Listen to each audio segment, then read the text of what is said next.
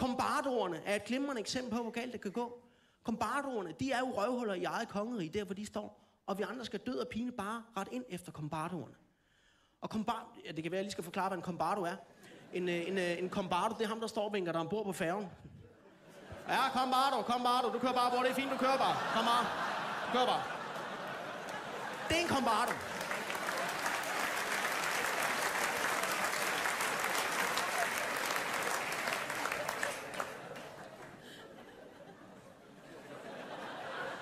Og kombardoerne, de styrer benhårdt, der hvor de står, vi andre skal bare ret ind.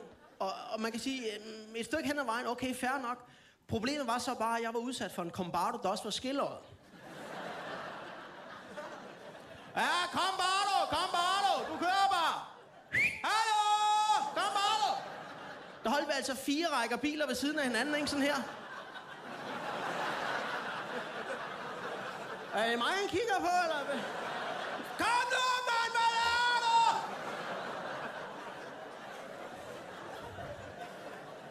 Og hvad gjorde jeg, store idiot? Jeg tog chancen og kørte frem. Hvad laver du, mand? Er det dig, jeg kigger på, måske? Men det ved jeg jo ikke, måske, vel?